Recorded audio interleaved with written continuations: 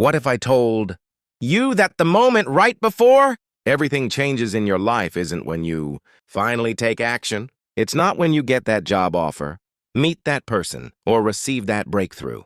It's actually much quieter than that. It's a moment that most people never even recognize because it feels like the exact opposite of success. Carl Jung, one of history's greatest explorers of the human mind, discovered something profound in his decades of working with thousands of patients.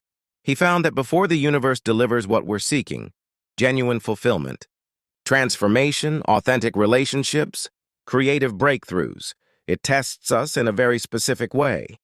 And here's what makes this important. Almost everyone fails this test without knowing it. Welcome back to the channel. We're diving deep into what Jung called the final test of faith. This is the moment when the universe, or your unconscious mind, or destiny, depending on what you believe, decides whether you're truly ready for the breakthrough you've been asking for. By the end of this video, you'll understand exactly what this test looks like, why it's happening in your life right now, and most importantly, how to pass it so that everything you've been working toward can finally arrive. Let's begin. Before we dive into the test itself, we need to understand who Carl Jung really was and why his observations about human nature were so revolutionary. Most people know Sigmund Freud as the founder of psychology, but Jung was actually Freud's protege before he broke away and created something entirely different. While Freud focused on trauma and the personal unconscious, Jung had a radical idea. There's a deeper layer of the human mind that connects all of us together. He called it the collective unconscious. Think of it this way. Your personal unconscious is like the basement of your own house. It contains your forgotten memories, repressed desires, and personal shadows. But the collective unconscious is like the foundation that connects every house in the world. It contains universal symbols, archetypes, and patterns that every human being recognizes instinctively, regardless of their culture or era. Jung spent his life studying these universal patterns. He worked with patients from all over the world, and he noticed something remarkable. Despite their different backgrounds, religions, and experiences, they all reported having similar dreams, symbols, and spiritual encounters. They saw the same archetypal figures. They went through the same psychological transformations. This led Jung to a profound realization. The journey toward becoming a complete human being, what he called individuation, follows a universal pattern. And embedded within that pattern is a critical threshold, a test that separates those who will achieve their transformation from those who will get stuck and repeat the same cycles. Jung observed this test happening over and over again in his clinical work. He saw it in the dreams of his patients. He studied it through mythology and ancient wisdom traditions. And what he discovered was that this test isn't punitive. It's not the universe being cruel or withholding from you. It's actually a filter, a very necessary filter. Let me explain why. Here's something most motivational gurus won't tell you. Wanting something isn't the same as being ready to receive it. This is where most self-help teachings fall short. They focus on techniques, visualization, affirmations, action steps. And while those things have value, they're missing something fundamental about how human growth actually works. Imagine you're hungry and someone offers you a 5-course meal. If you've only ever eaten simple foods, that meal might actually make you sick. Your body isn't ready to process it.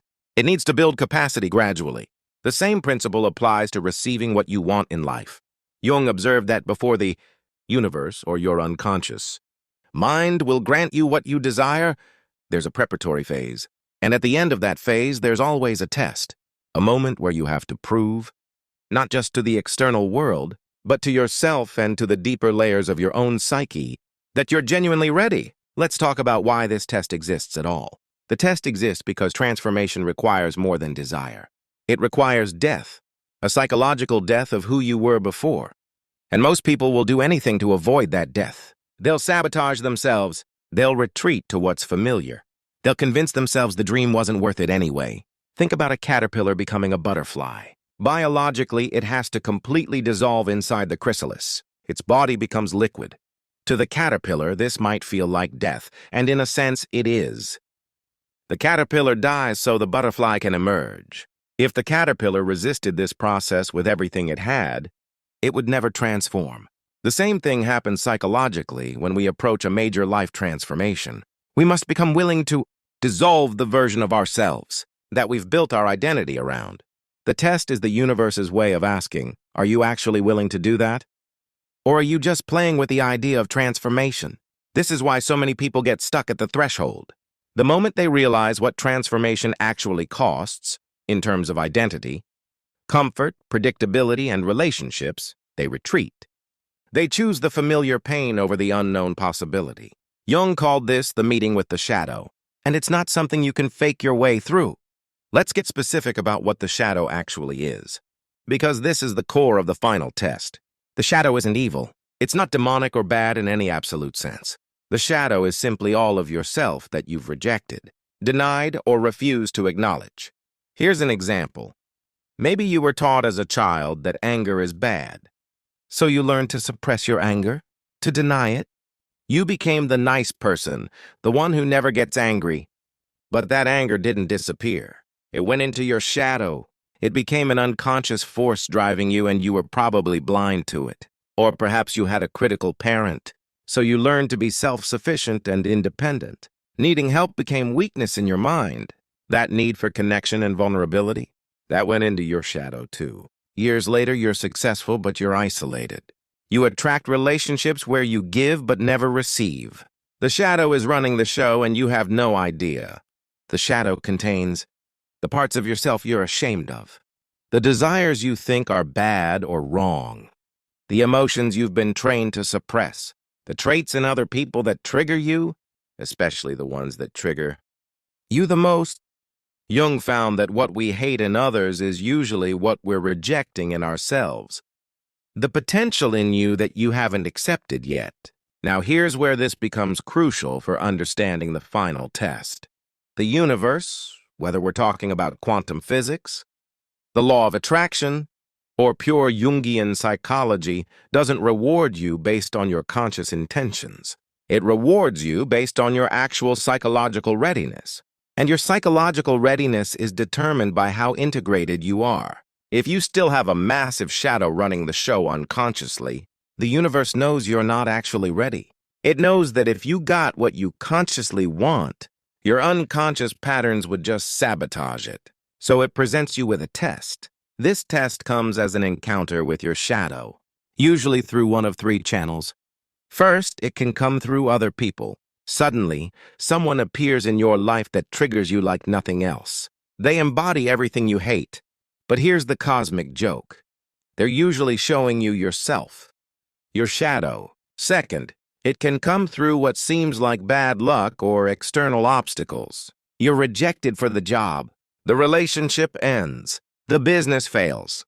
But it's not actually random. Your unconscious sabotage is creating it because you weren't ready. And now you have to get ready. Third, and most commonly in spiritual seekers, it comes as an internal experience, a period of doubt, depression, meaninglessness, or what the Dark Night mystics called the dark night of the soul. Everything you've believed stops working. Your practices feel hollow. Your goals seem pointless. This is the shadow forcing you to confront what's been running beneath the surface all along. The final test of faith is the universe asking, can you look at your shadow and not run away? Can you acknowledge and integrate the parts of yourself you've been rejecting? Can you become whole, which literally means including all of yourself, not just the parts you like? This is why it's called a test of faith. Because at this point, everything that made sense stops making sense. You can't think your way through it. You have to trust. You have to have faith that there's a reason for this darkness, and that moving through it will transform you.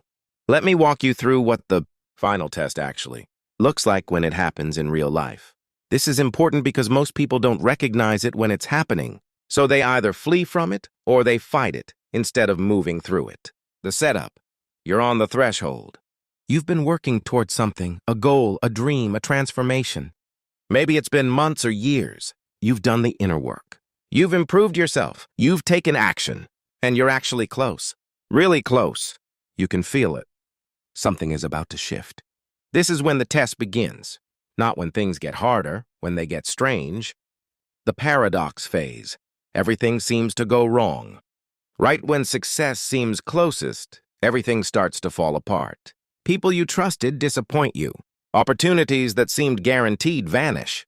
Relationships become complicated. Your health takes a dip.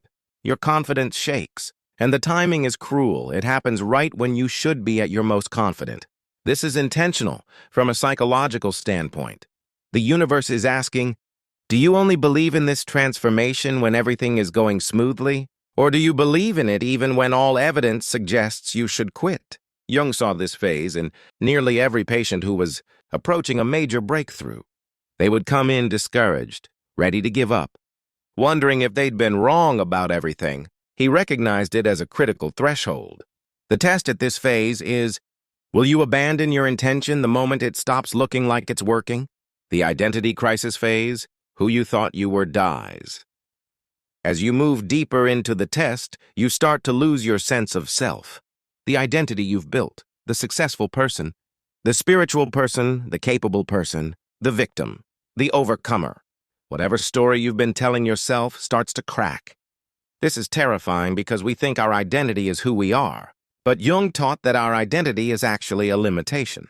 It's a construct we've built to survive in the world. Real growth requires dying to that construct and becoming something larger. During this phase, your old coping mechanisms stop working. Your usual defenses crumble. Your relationships feel different because you're changing. You might experience anxiety, emptiness, or existential questioning. Nothing feels solid anymore.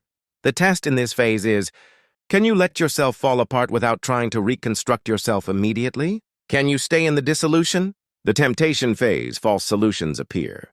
Here's where it gets tricky. As you're going through this dark phase, all sorts of false solutions present themselves. You might go back to old addictions. You might jump into a relationship to stop feeling alone. You might abandon the dream entirely and pursue something safer. You might blame others for your situation. You might get defensive and angry. These aren't random. They're exactly the kinds of solutions your shadow has been wanting you to choose all along. They're comfortable. They're familiar. They promise to make the pain stop immediately. The test in this phase is, will you take the comfortable false solution? Or will you stay with the genuine transformation? Even though it takes longer and hurts more in the moment? The faith phase, the point of no return. If you make it through the previous phases, you reach a critical moment. There's a point where you've come so far that you can't go back to who you were. And you're not yet the person you're becoming. You're suspended in the void between identities. At this moment, there's nothing left but faith. Your evidence-based thinking won't help you. Your logic can't guide you. You're in genuine uncertainty. Jung said this is where most people fail. Because faith, real faith, not the superficial kind, requires complete vulnerability. It means trusting without guarantees. It means moving forward without proof. The test at this phase is, can you trust? Not your thoughts, not your feelings, not your circumstances, but something deeper. Some internal knowing that you can't prove, but you can feel. The emergence. You don't pass or fail, you transform. If you move through all of these phases without retreating, something remarkable happens. You don't get what you originally wanted in the way you expected it. That's almost never how it works. Instead, you become the kind of person who naturally has what you wanted. Your consciousness expands. Your identity integrates the shadow. And from this more whole place, what you're seeking becomes a natural expression of who you are, rather than something you're struggling to attain. This is why Jung said the goal isn't success. The goal is transformation.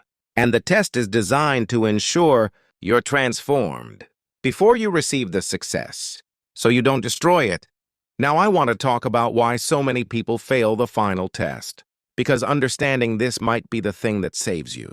People fail the test for these primary reasons. First, impatience. They can't handle the duration of the test. They expect transformation to happen quickly. But real psychological integration takes time. The shadow doesn't want to be integrated.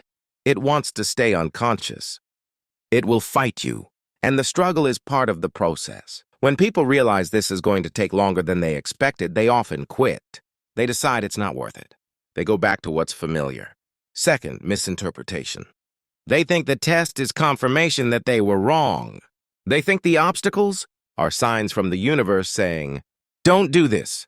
But Jung taught that obstacles are usually signs saying you're exactly where you need to be. The person who thinks, I keep getting rejected, so maybe I'm not meant to succeed, is experiencing the test incorrectly. The correct interpretation is, my rejection is showing me my shadow, my insecurity, my neediness, my unconscious beliefs about not deserving success. I need to integrate that. Third, spiritual bypassing. This is huge, especially in spiritual communities. Spiritual bypassing is the use of spiritual practices to avoid dealing with your shadow and psychological wounds. Someone will be going through the test, and instead of actually confronting their shadow, they'll say, I'm just going to meditate more, or I'm going to send it love and light, or I'm going to detach from the outcome. These are sometimes helpful tools, but they can also be sophisticated ways of running away. Real spiritual development requires integration. It requires getting your hands dirty with your shadow, your trauma, your ego, all the messy parts of being human. Fourth, environment and influence. The people around you matter enormously during the test. If you're surrounded by people who reinforce the old identity, your family telling you to get a real job, your friends saying you're crazy for dreaming big, your cultural context saying transformation is selfish, it's incredibly hard to move through the test. Conversely, if you're surrounded by people who've already moved through their own transformation, by mentors who understand the process, by a community that supports radical change, you're far more likely to pass the test. Fifth, fear of success.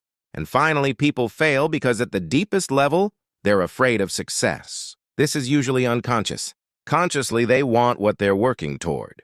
But unconsciously, success represents becoming more visible, more powerful, potentially more alone. It means leaving behind an identity that's familiar even if it's painful. Jung said that most people's greatest fear isn't failure. It's success, because success requires you to grow up, to become an adult psychologically, to stop blaming others and take responsibility, to be lonely sometimes because you've outgrown certain relationships. This is terrifying at the unconscious level. The good news is that understanding why people fail is half the battle. Once you know these pitfalls, you can watch for them in your own life. So let's talk about how you actually pass this test. How do you move through it consciously instead of unconsciously? How do you integrate your shadow and come out the other side as a more whole, more powerful version of yourself? Step 1. Recognize that you're in it. The first step is awareness. Most people are going through this test without even knowing it. They think their life is just falling apart randomly. They think they're failing. If you're currently experiencing unexplained obstacles, repeated patterns, relationship difficulties, a loss of meaning, or a dark period despite outward success, you're likely in the test. The first thing to do is name it. Say to yourself, I'm in the final test of faith. This is not random. This is not failure. This is a threshold. This single act of reframing changes everything. It shifts you from victim to participant in your own transformation. Step 2. Stop fighting it and start getting curious. The second step is to shift from resistance to curiosity. Stop asking, why is this happening to me? Victim consciousness, and start asking, what is this showing me about myself? If you keep attracting the same kind of relationship that doesn't work, what does that reveal about your shadow? About what you believe you deserve? About what you're unconsciously seeking? If you keep failing to achieve something you claim to want, what's the unconscious payoff of not having it? What identity would you have to release? What have you been using this desire to avoid looking at? If you're experiencing depression or meaninglessness, what part of your old identity needs to die? What new version of yourself is trying to emerge? Get curious. Become an investigator of your own psyche. This turns the test from something being done to you into something you're actively participating in. Step 3. Integrate your shadow through honest self-examination. This is the hardest step, but also the most necessary. You have to actually look at your shadow and own it. Jung's method for this was active imagination. He would have patients dialogue with their shadow, write letters to it, ask it what it wants. The goal isn't to destroy the shadow or suppress it further. It's to dialogue with it and understand what it needs. Your shadow contains parts of yourself that are actually powerful. Your anger contains your boundaries and your capacity to stand up for yourself. Your neediness contains your capacity to connect and love. Your greed contains your drive and ambition. Your selfishness contains your self-respect and refusal to be used. The shadow isn't evil. It's just been operating, unconsciously and destructively, because it's never been acknowledged. When you integrate the shadow, you don't eliminate these traits. You bring them into conscious control. Your anger becomes healthy assertiveness. Your neediness becomes genuine connection. Your greed becomes healthy ambition. Your selfishness becomes self-respect. Once you're actively engaged in the process, the next step is to practice faith, real faith, not blind faith that ignores reality, but conscious faith that trusts the process even when you can't see the outcome. This might mean continuing to work toward your goal even though progress seems invisible.